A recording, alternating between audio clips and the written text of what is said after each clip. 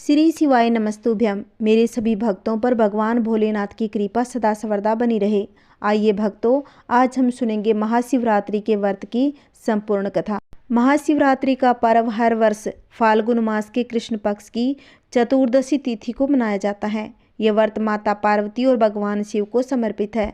महाशिवरात्रि का पर्व सनातन धर्म में बहुत विशेष माना जाता है। मान्यता है कि महाशिवरात्रि पर भगवान शिव की आराधना करने से सभी संकट दूर हो जाते हैं। भगवान शिव को महाशिवरात्रि अति प्रिय है। शास्त्रों में बताया है कि महाशिवरात्रि के दिन पूरी रात जागने से भाग्य भी जागता है और हमेशा उन्नति की प्राप्ति होती है। इस दिन मनुष्य को चारों पहर की पूजा के साथ कथा श्रवण भी अवश्य ही करनी चाहिए।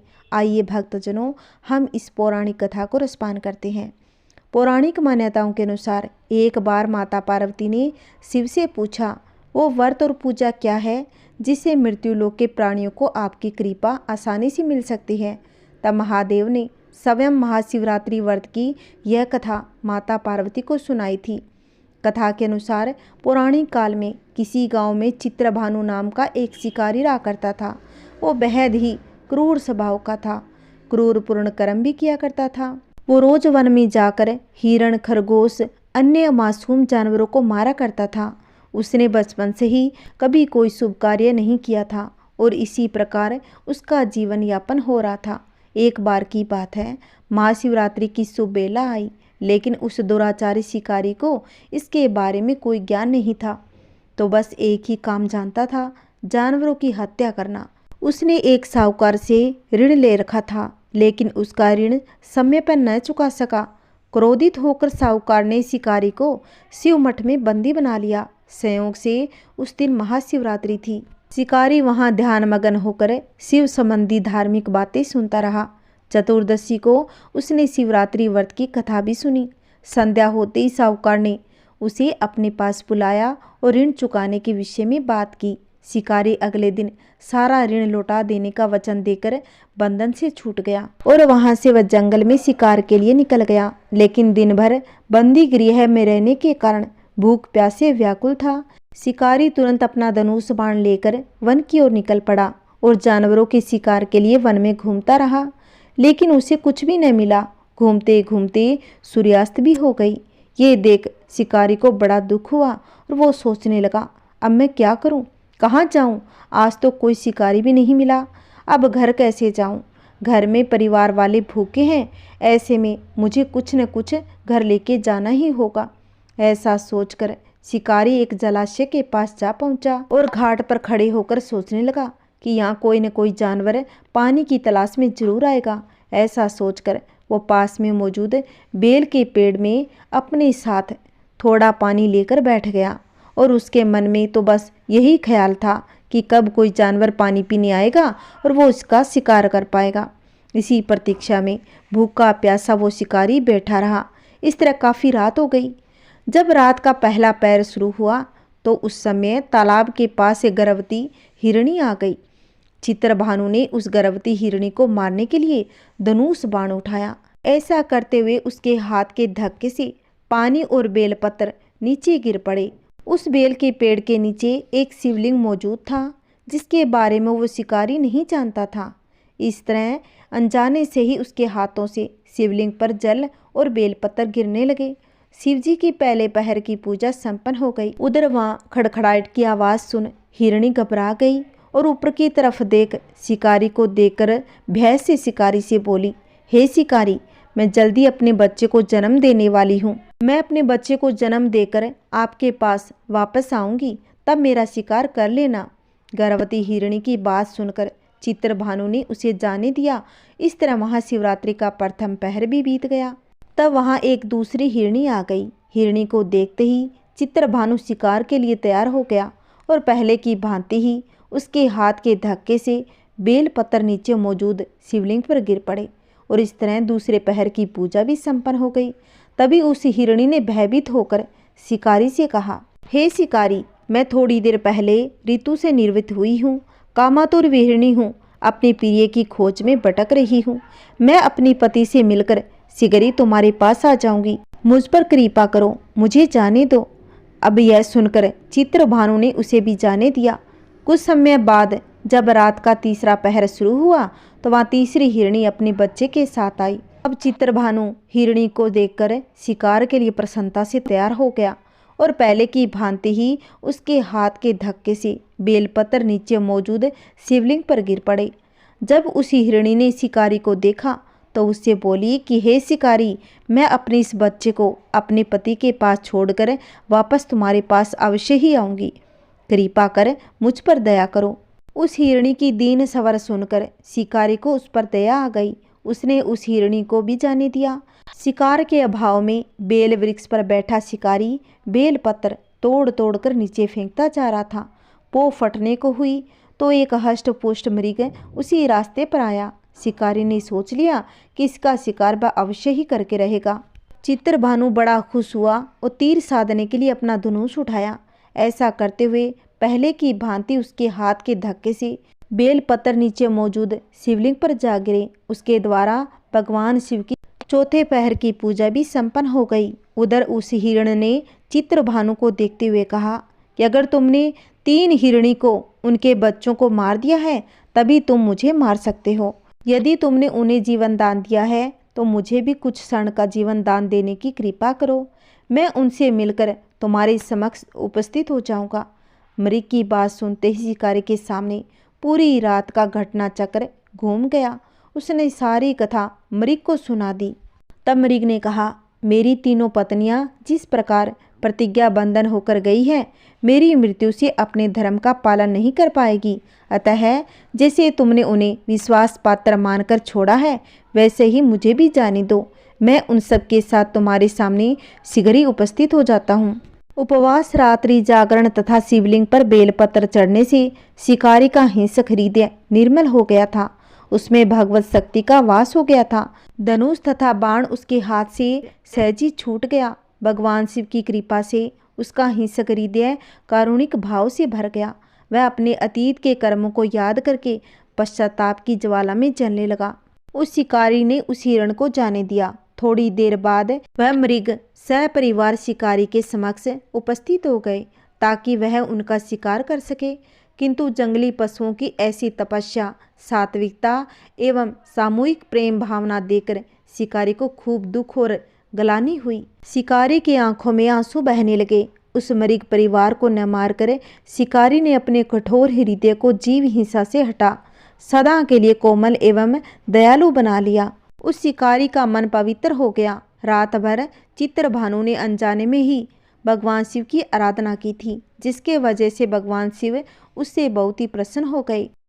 देवलोक से समस्त देव समाज भी इस घटना को देख रहे थे। यह सब देखकर देवी देवताओं ने पुष्प वर्षा की। तब शिकारी तथा मृग परिवार सभी मोक्ष को प्राप्त हो गए। अनजाने में शिवरात्रि के व्रत का पालन करने पर भी शिकारी को मोक्ष की प्राप्ति हुई। उसके ऐसा करने पर भगवान शंकर ने प्रसन्न होकर तत्काल उसे अपने दिव्य स्वरूप का दर्शन करवाया तथा उसे सुख समृद्धि का वरदान देकर गुह नाम प्रदान किया। ओम नमः पार्वती पते हर हर महादेव। जय शिव शंकर भोलेनाथ की जय हो। आइए भक्तों, अब हम सुनेंगे माता पार्वती और भगवान शिव के विवाह की कथा। दक्ष प्रजापति की सभी पुत्रियां गुणवती थीं, फिर भी दक्ष के मन में संतोष नहीं था। वे चाहते थे उनके घर में एक ऐसी पुत्री का जन्म हो जो सर्वशक्ति संपन्न एवं सर्वविजयनी हो। अतः दक्ष एक ऐसी पुत्री के लिए तप करने लगे। तो माता भगवती ने प्रकट होकर कहा, मैं तुम्हारे तप से अति प्रसन्न हूँ। तुम किस कारण तप कर रहे हो? दक्ष ने तप करने का कारण बताया। तब माँ बोली, मैं स्वयं पुत्री रूप में तुम्हारे यहाँ जन्म धारण करूँगी। मेरा नाम होगा सती। मैं सती के रूप में जन्म लेकर अपनी लीलाओं का विस्तार करूँगी। भगवती आद्या ने सती रूप में दक्ष के यहाँ जन्म लिया। सती दक्ष की सभी पुत्रियों में सबसे अलौकिक थी। सती ने बाल्यावस्था में ही कई ऐसे अलौकिक आश्चर्यचकित करने वाले कार्य दिखाए थे। उन्हें देखकर स्वयं दक्ष को भी विस्मय होने लगा। जब सती विवाह योग्य हुई तो दक्ष को उनके लिए वर की चिंता होने लगी। उन्होंने ब्रह्मा जी से इस विषय में परामर्श किया तो ब्रह्मा जी ने कहा, सती आद्या की अवतार है। आदा आदि शक्ति अथवा शिव आदि पुरुष है।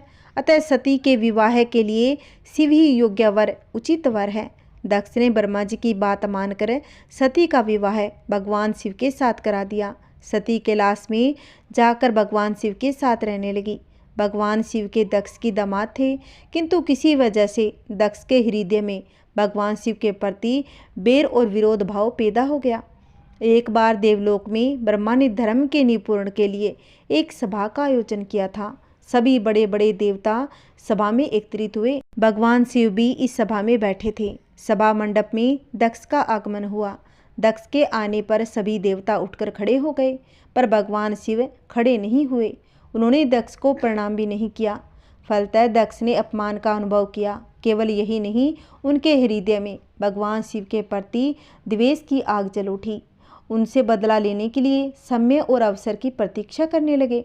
एक बार सती और शिव कैलाश पर्वत पर बैठे हुए परस्पर वार्तालाप कर रहे थे।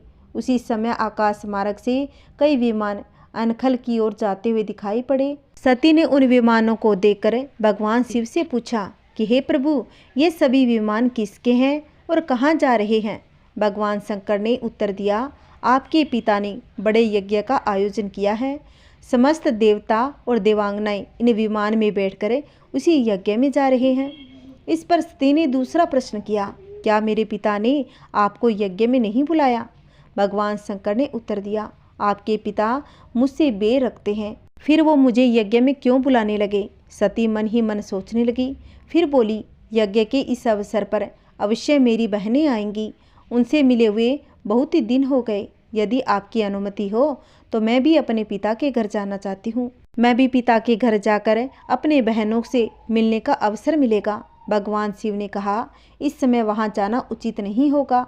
आपके पिता मुझसे द्वेष की भावना रखते हैं, वे आपका भी अपमान कर देंगे। बिना बुलाए किसी के घर जाना उचित नहीं लगता। इस पर सती ने प्रश्न किया, ऐसा क्यों?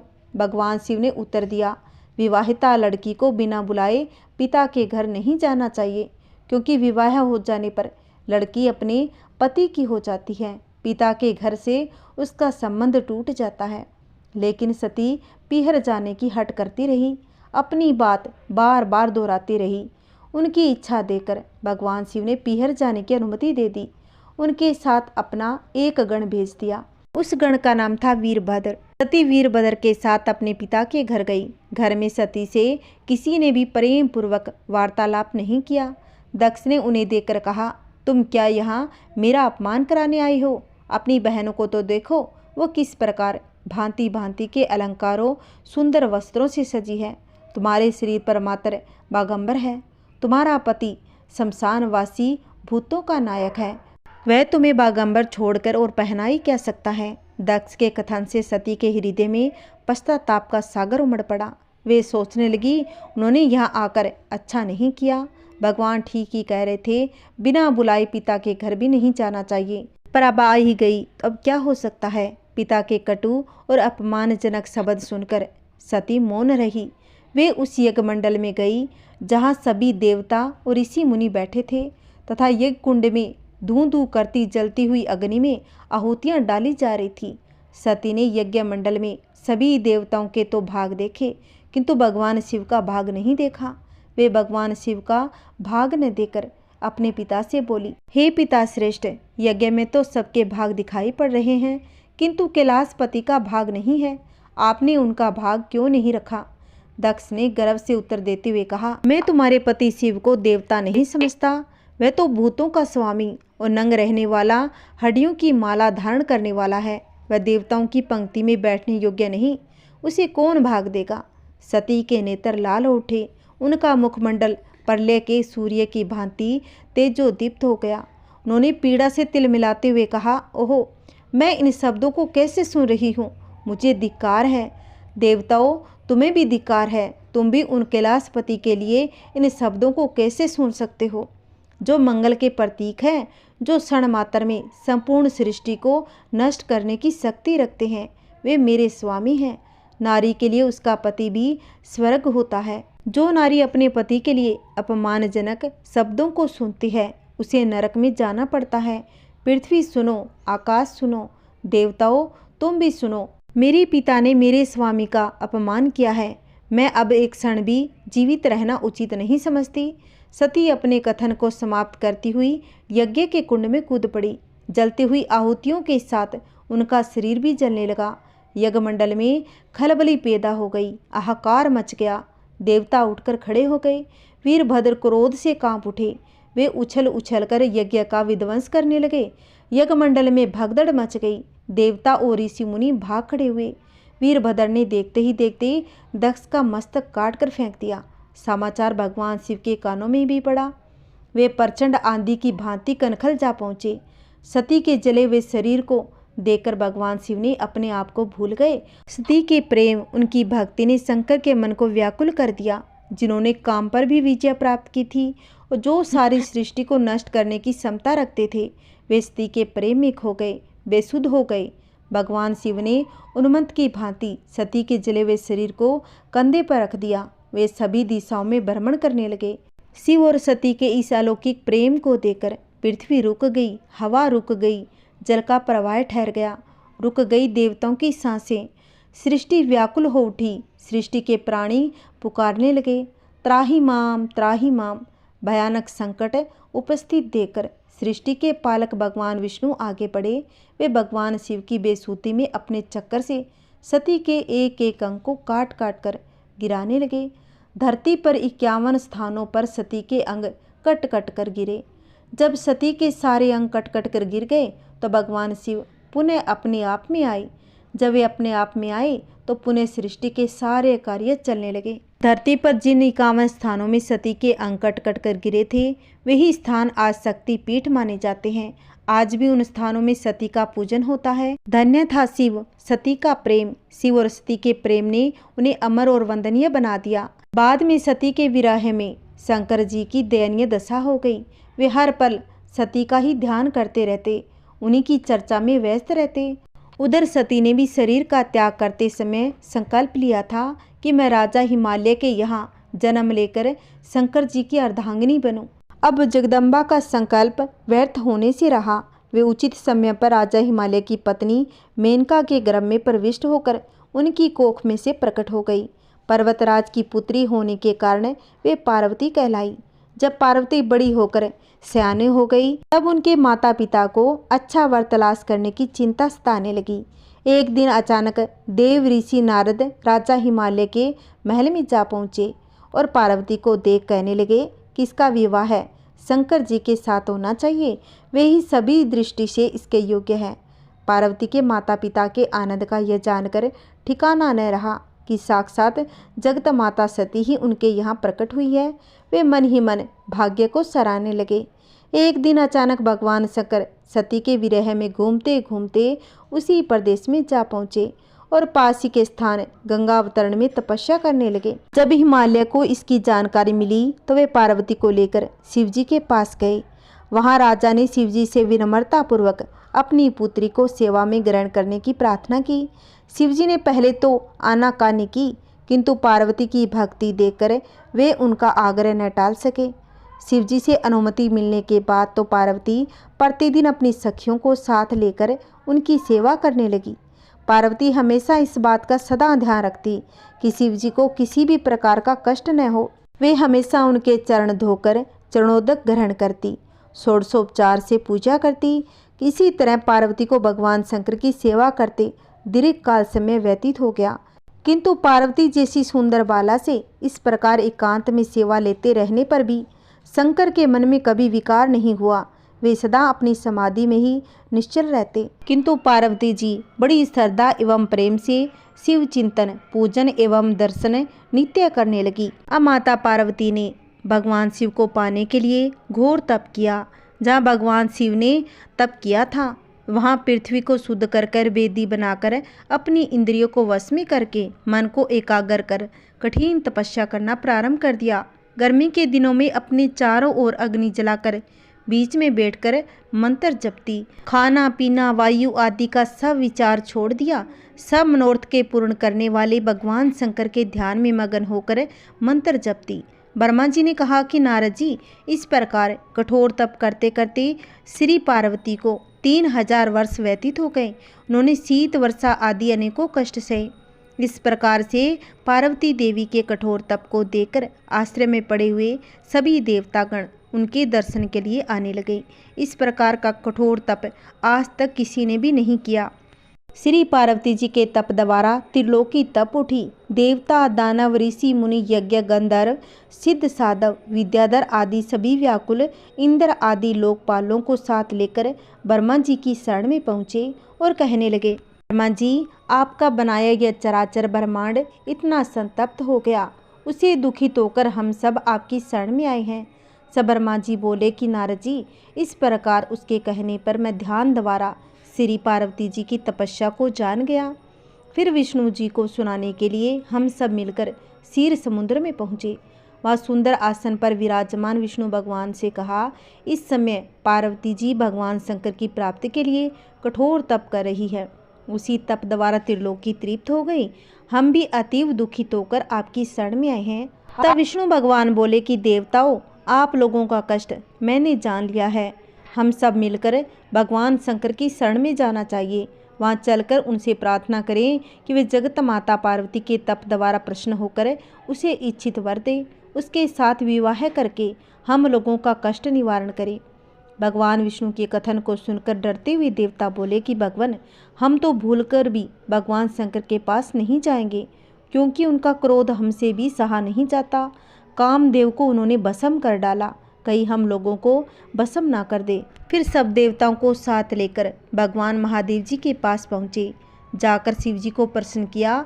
फिर उन्हें आनंद के साथ अपने आसन पर विराजमान देकर विष्णु आदि देवता उनके चरणों में बार बार प्रणाम करने लगे।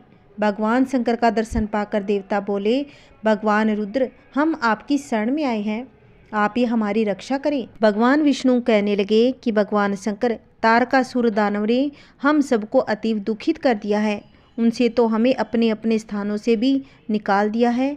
हे स्वामी, उसकी मृत्यु आपके पुत्र के द्वारा होगी, अतः आप गिरजा के साथ शीघ्र ही विवाह करें। भगवान शंकर कहने लगे कि हे देवताओं, यदि मैं गिरजा के साथ विवाह कर लूं तो सबके साथ देवता मुनि आदि कामी हो जाएंगे। वह सुंदरी स्वयं में भी जीवित कर देगी। मैंने पहले कामदेव को सब कार्यों की सिद्धि के लिए भस्म कर दिया है, अब मुझे विवाह के लिए बाध्य मत करो।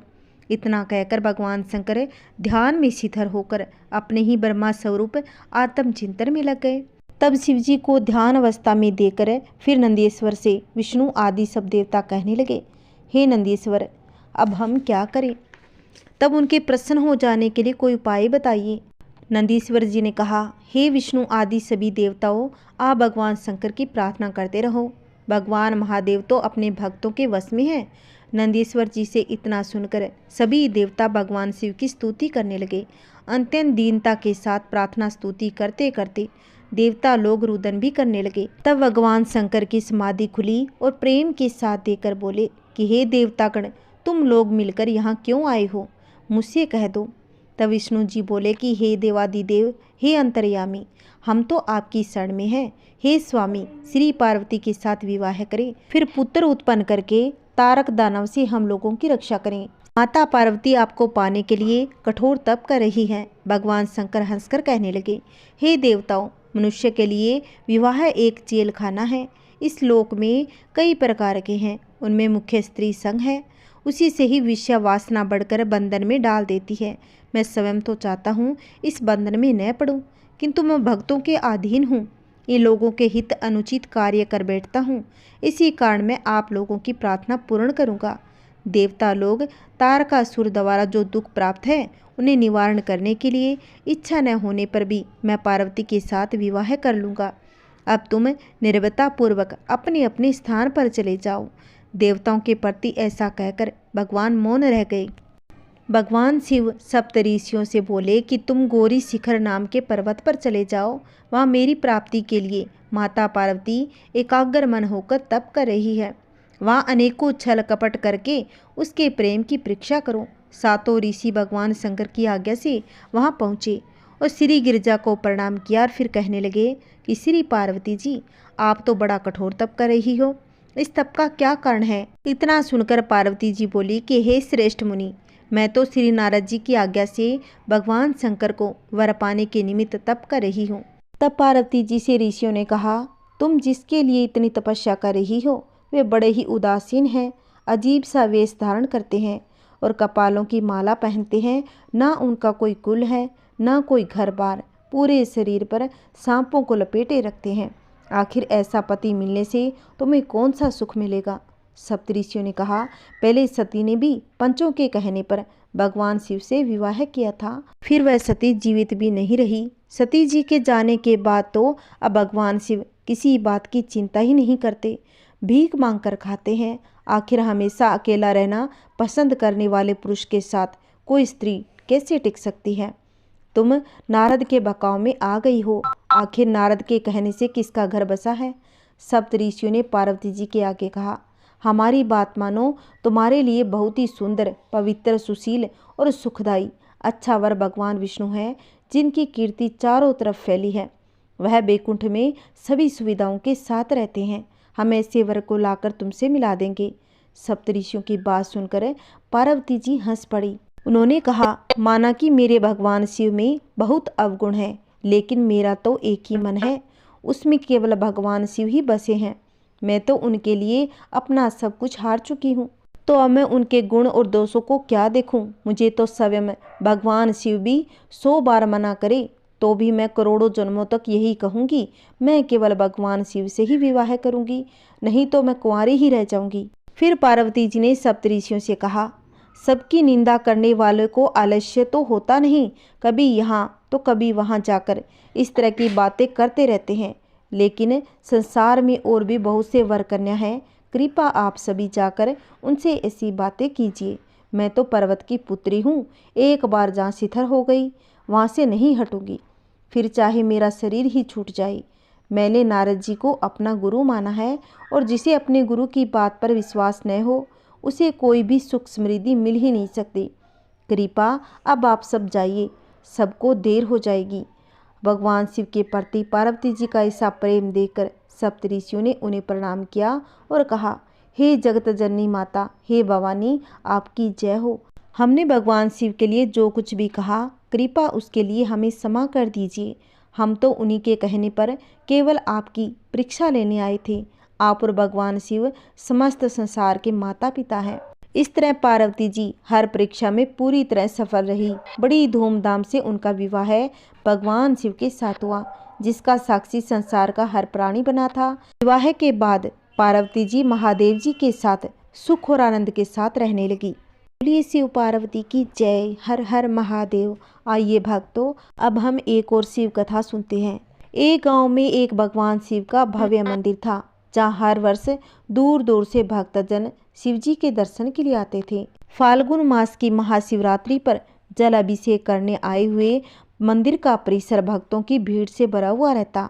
तभी अचानक आकाश में बिजलियां हुई और सोने का एक थाल उतरा, और उसी के साथ एक भविष्यवाणी हुई कि जो कोई भगवान शंकर का सच्चा भक्त और प्रेमी होगा, उसी का ये थाल होगा। मंदिर के परिसर में उपस्थित सभी लोगों ने यह भविष्यवाणी सुनी। धीरे धीरे सभी लोग इकट्ठा हो गए। जो लोग मंदिर की व्यवस्था देखते थे, उन्हें तो विश्वास था कि यह थाल हमें ही मिलेगा, इसलिए वे सबसे आगे जाकर खड़े हो गए। सबसे पहले एक पंडित जी आए और बोले, देखिए, मैं तो प्रतिदिन महादेव का अभिषेक करता हूँ, अतः मैं ही भोलेनाथ का सबसे निकटवर्ती प्रेमी और भक्त हूँ, इसलिए थाल मुझे ही मिलना चाहिए। इतना कहकर पंडित जी ने थाल उठाया। जैसे ही पंडित जी ने थाल उठाया, थाल पीतल का हो गया। यह देखकर पंडित जी बड़े ही लज्जित हुए। उन्होंने थाल यथास्थान पर रखा और वहाँ से निकल गए। इसी प्रकार उपस्थित सभी पंडित ने खुद को आजमाया, लेकिन शायद उनमें से कोई भी सच्चा भक्त नहीं था। उन्हें भी थाल का यथास्थान रखकर चले गए। इसके बाद उस नगर के राजा का आगमन हुआ। राजा साहिब आगे आए और बोले, मैंने महादेव के मंदिर में बड़ी भारी दान दक्षिणा दी है, इसीलिए थाल मुझे ही मिलना चाहिए। इतना कहकर राजा साहिब आगे बढ़े और थाल उठाया। जैसे ही थाल राजा ने हाथ में लिया, वह तांबे का हो गया। यह देखकर महाराजा भी लज्जित हुए और थाल यथास्थान पर रखकर एक तरफ खड़े हो गए। इसके बाद इसी तरह एक से बढ़कर एक दानी महात्मा भक्त पधारे। थाल उठाया, लेकिन किसी के हाथ में कुछ और, किसी के हाथ में कुछ हो गया, लेकिन सोने का नहीं रहा। तब लोगों को पता चला कि हमसे कोई भी महादेव का सच्चा भक्त नहीं है। उसी समय एक किसान का आगमन हुआ। वह बेचारा सीधा साधा भोला भाला। वह फाल्गुन माह की महाशिवरात्रि के पर्व पर शिव जी के दर्शन करने आया था। गरीबी और गृहस्थी के बोझ तले दबा दिन रात खेतों में मेहनत मजदूरी करके अपना और अपने परिवार का गुजारा करता था। अभी रास्ते में आ ही रहा था, कोई भिखारी मिल गया और कुछ खाने को मांगने लगा। इस किसान को दया आई, अपने खाने के लिए जो खाना लाया था उसने उस भिखारी को दे दिया। थाल के बारे में इसने भी सुना था, लेकिन किसान ठहरा भोला भाला। उसने उस थाल के बारे में कोई भी ज़्यादा ध्यान नहीं दिया। सीधा मंदिर में गया और महादेव जी का पूजन करके बाहर आ गया। परिक्रमा करके जाने को हुआ, तभी एक व्यक्ति ने बोला, अरे भाई, तुम भी थाल उठाकर देख लो, और हो सकता है तुम ही सच्चे भक्त हो जिसके लिए थाल आया है। किसान को लगा वह व्यक्ति उसका मजाक बना रहा है। किसान ने हंसते हुए कहा, भाई, मैं तो कभी कोई पूजा पाठ ही नहीं करता, महीनों में एक आध बार मंदिर में आता हूँ, मैं भगवान का सच्चा भक्त कैसे हो सकता हूँ। वह अजनबी बोला, भाई, हम तो देख चुके हैं हमारी भक्ति को, 2 कौड़ी भी नहीं है। अब तुम भी अपना हाथ लगाकर देख लो। सोने का थाल मिले ना मिले, किंतु पता तो चलेगा तुम्हारी भक्ति में कितनी सच्चाई है। लोगों के बहुत आग्रह करने पर आखिर उस भोले भाले किसान ने जाकर थाल को उठा ही लिया। जैसे ही उसने थाल उठाया, लोगों के आश्चर्य का ठिकाना न रहा। सोने का थाल रोशनी से चमचमाने लगा। यह देखकर सब लोगों ने खुशियां की लहर दौड़ाई। सभी लोग उसके जय जयकार लगाने लगे और पूछने लगे कि भाई, तुम ही सच्चे भक्त हो, तो हमें भी बता दो कैसी भक्ति करते हो जिससे महादेव तुमसे प्रसन्न हुए। तब किसान बोला, भाई, मैं कोई भक्ति नहीं करता, मैं केवल दिन भर खेतों में काम करता हूँ, थोड़ा समय निकालकर ज़रूरतमंद लोगों की मदद करता हूँ, इसके अलावा मैं कोई विशेष कार्य नहीं करता। लोग पूछने लगे, तुम लोगों की मदद क्यों करते हो? तब किसान हंसते हुए बोला, सुकून मिलता है, दूसरों के चेहरे पर मुस्कान देखकर मुझे आनंद और खुशी मिलती है, उसे मैं शब्दों में बयां नहीं कर सकता। यही कारण है कि महादेव मुझसे खुश हैं। इसलिए हमेशा याद रखें, सत्कर्म का प्रारंभ आनंद से होता है, अंत भी आनंदमय होता है। दुष्कर्म का प्रभाव दुख से होता है, अंत भी दुखदायक होता है। आप सैकड़ों मील की यात्रा करके भी दूसरों का दिल दुखाते हो, आपकी वह तपस्या साधना महादेव का दर्शन धूल के बराबर है। आप अपने सच्चे मन से महादेव का नाम ले, अपनी कुछ कमाई में से थोड़ा जरूरतमंदों की सहायता जरूर करें। जय श्री हरि, बोलिए हर हर महादेव। एक समय पृथ्वी पर लगातार 12 वर्षों तक भयंकर अकाल पड़ा। अकाल के समय न कहीं नभ पर बादल दिखाई दिए, न ही धरा पर कहीं हरियाली। सभी झीलें, तालाब, नदी, नाले सूख गए। समस्त सृष्टि में हाहाकार मच गया। प्राणी जल की बूंद बूंद के लिए तरसने लग गए तथा प्राणी भूख से निष्प्राण हो गए। इंद्र देवता को प्रसन्न करने के लिए लोग तरह तरह की प्रार्थना अर्चना करते, लेकिन बारिश के बादल तो गायब भी हो गए। किसान अपनी सोने जैसी धरती के बंजर हो जाने के भय से हर समय भगवान से प्रार्थना में लीन रहते। सूर्य अपने प्रकाश को, जिसे अग्नि के रूप में धरती पर डाला था, उससे समस्त जीव जंतु अकाल मृत्यु को प्राप्त होने लगे। भयंकर गर्मी में एक किसान ने अचानक अपने खेतों में हल जोतना शुरू कर दिया। उसी समय संयोग से शिव पार्वती भ्रमण करते हुए वहां पहुंचे। कमजोर शरीर वाले उस किसान को बंजर धरती पर हल चलाते तथा पसीने से लथपथ हुए देखा तो माता पार्वती का हृदय पसीज गया और वो सोचने लगी, ये किसान बिना जल के धरती पर हल क्यों चला रहा है? जब तक अकाल की स्थिति है, हल चलाने का कोई फायदा नहीं। इसी सोच में डूबी माता पार्वती से शिव भगवान बोले कि पार्वती, क्या सोच रही हो? तब माँ पार्वती बोली कि हे देव, पिछले कई सालों से अकाल पड़ा हुआ है, बिना बारिश के इस बंजर धरती पर कुछ भी नहीं होगा। फिर इस किसान को क्या पड़ी? इससे वह स्वयं भी परेशान होगा तथा बेचारे भूखे प्यासे बेल भी परेशानी में है। क्या इस किसान को लगता है कि बारिश होगी? भगवान शिव बोले कि नहीं, इसे कोई पूर्व आभास नहीं है कि वर्षा होने वाली है। अकाल के 12 वर्ष का समय व्यतीत होने पर भी इसे इस बात का भी आभास नहीं कि निकट भविष्य में वर्षा होने का कोई संकेत नहीं। पार्वती ने शिव की बात टालते हुए कहा, फिर यह व्यक्ति मूर्खता क्यों कर रहा है? तो माता पार्वती की शंका का समाधान करते हुए भगवान शिव बोले, यह व्यक्ति मूर्ख नहीं है, इसे सब कुछ पता है, फिर भी हल चला रहा है। कहीं इस लंबे अकाल में निठल्ले बैठे रहने से वह हल चलाना ही न भूल जाए। शिव का उत्तर पाकर माता पार्वती उस किसान के कष्टों के निवारण का उपाय ढूंढने लगी। माता जानती थी कि भगवान शिव जब भी अपना वर्षादायी शंख बजाते हैं तो वर्षा होने लगती है।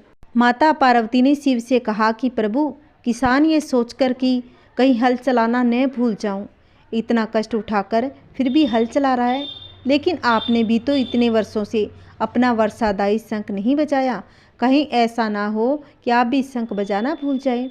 तब भगवान शिव ने कहा कि नहीं पार्वती, ऐसा कैसे हो सकता है, शंख बजाना भला कैसे भूल सकता हूँ। पार्वती झट से बोली, ऐसा क्यों नहीं हो सकता स्वामी, इतने वर्षों से आपने शंख नहीं बजाया, ऐसे में हो सकता है कि आप शंख बजाना ही भूल गए हों।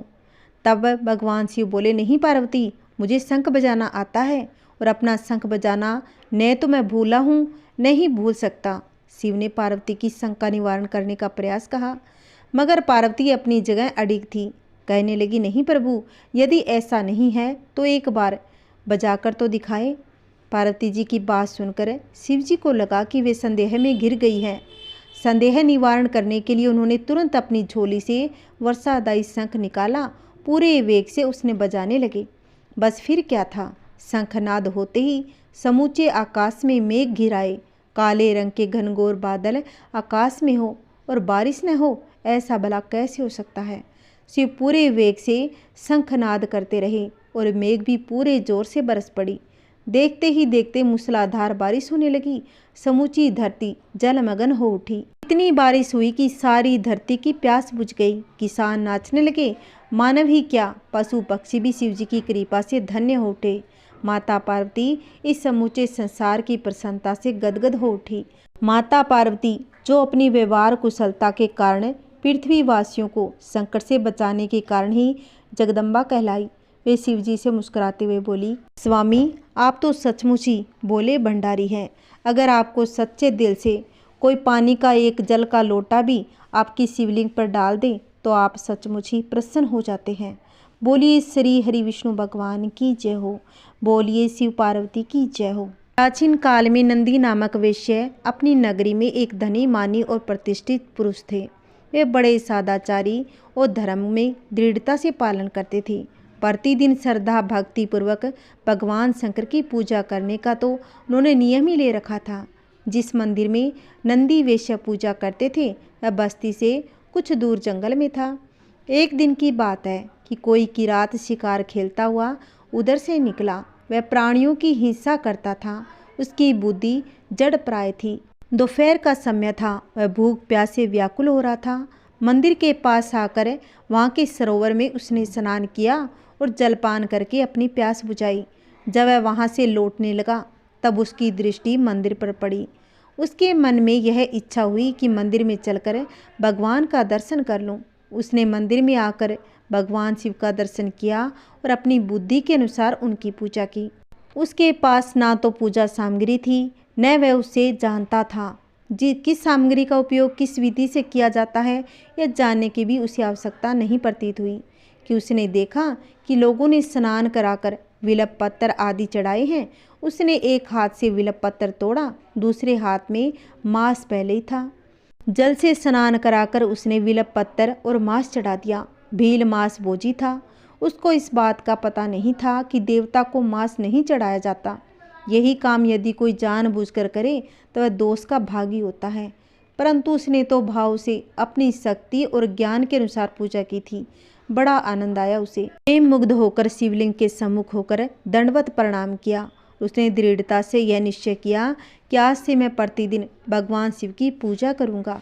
उसका यह निश्चय अविचल था। दूसरे दिन प्रातःकाल नंदी वैश्य पूजा करने आए तो मंदिर की स्थिति देखकर वे अवाक रह गए। कल की पूजा इधर उधर बिखरी पड़ी थी। मांस के टुकड़े भी इधर उधर पड़े थे। उन्होंने सोचा, यह क्या हुआ, मेरी पूजा में कोई कमी रही होगी जिसका यह फल है। इस प्रकार मंदिर को भ्रष्ट करने वाला विघ्न तो कभी नहीं हुआ था। अवश्य ही यह मेरा दुर्भाग्य है। यही सच सोचते हुए उन्होंने मंदिर साफ किया, पुण्य स्नान आदि करके भगवान की पूजा की। घर लौटकर उन्होंने पुरोहित से सारा समाचार कह सुनाया और बड़ी चिंता प्रकट की। पुरोहित को क्या पता था कि इस काम में भी किसी भक्ति भाव हो सकता है। उन्होंने कहा, अवश्य यह किसी मूर्ख का काम है। नहीं तो रत्नों को इधर उधर बिखेर कर भला कोई मंदिर को अपवित्र एवं भ्रष्ट क्यों करता। चलो कल हम भी तुम्हारे साथ चलेंगे और देखेंगी कौन दुष्ट ऐसा काम करता है। अगले दिन प्रातःकाल नंदी वेश्या अपने पुरोहित को साथ लेकर शिव मंदिर में पहुंच गई। देखा वही हालत आज भी था। अब नंदी वेश्या ने शिव जी की पंच उपचार पूजा की और रुद्र अभिषेक किया। ब्राह्मण स्तुति पाठ करने लगे। वेद मंत्रों की ध्वनि से वह जंगल गूंज उठा। सबकी आंख लगी हुई थी कि देखे मंदिर को भ्रष्ट करने वाला कब किधर से आता है। दोपहर के समय किरात आया और उसकी आकृति बड़ी भयंकर थी। हाथों में धनुष बाण लिए हुए था। भगवान शिव की कुछ ऐसी लीला थी कि किरात को देखकर सबके सब डर गए और एक कोने में जा छिपे। उनके देखते देखते किरात ने उनकी हुई पूजा नष्ट भ्रष्ट कर दी और जल से स्नान कराकर विलप पत्थर और मांस चढ़ाया। जब वह दंडवत प्रणाम करके चला गया तब नंदी वेश्या और ब्राह्मण के जी में जी आया और सब बस्ती में लौट आई। नंदी को व्यवस्था मिली कि उस लिंग मूर्ति को ही अपने घर ले आना चाहिए। व्यवस्था के अनुसार शिवलिंग वहाँ से उखाड़ लाया गया। नंदी वेश्या के घर विधि पूर्वक उसकी प्रतिष्ठा की गई। उसके घर सोने और मणि रत्नों की कमी तो थी नहीं। संकोच छोड़कर उनका उपयोग किया गया। परंतु भगवान को धन संपत्ति के अतिरिक्त कुछ और भी चाहिए। प्रतिदिन नियम अनुसार किरात अपने समय पर भगवान की पूजा करने आया, परंतु मूर्ति को न पाकर सोचने लगा, ये क्या, भगवान आज तो है ही नहीं। मंदिर का एक एक कोना छान डाला। एक एक छिद्र को उसने ध्यान पूर्वक होकर देखा, परंतु सब व्यर्थ। उसके भगवान उसे नहीं मिले। किरात की दृष्टि में वह मूर्ति नहीं थी, स्वयं भगवान थे। अपने प्राणों के लिए वह भगवान की पूजा नहीं करता था, किंतु उसने अपने प्राणों को न उन पर निछावर कर रखा था। अपने जीवन भगवान प्रभु पर निछावर कर दिया और बड़े आर्त स्वर में पुकारने लगा, महादेव मुझे छोड़कर तुम कहाँ चले गए। प्रभु अब एक क्षण का भी विलंब सहन नहीं होता। मेरे प्राण तड़फ रहे हैं। यदि एक बार तुम्हारे दर्शन नहीं होंगे तो मैं जीकर क्या करूँगा। इतना कहकर किरात ने अपने हाथ से अपने शरीर का सारा मांस काटकर उस स्थान पर रखा जहाँ पहले शिवलिंग था, क्योंकि उसने प्राण त्याग कर निश्चय कर लिया। किरात की तन्मयता देखकर शिव ने अपनी समाधि भंग की और उसके चरम चक्षुओं के सामने प्रकट हो गए और बोले, महाप्रज्ञ वीर, मैं तुम्हारी भक्ति भाव एवं प्रेम का ऋणी हूँ। तुम्हारी जो बड़ी से बड़ी अभिलाषा हो वह मुझसे कहो, मैं तुम्हारे लिए सब कुछ कर सकता हूँ।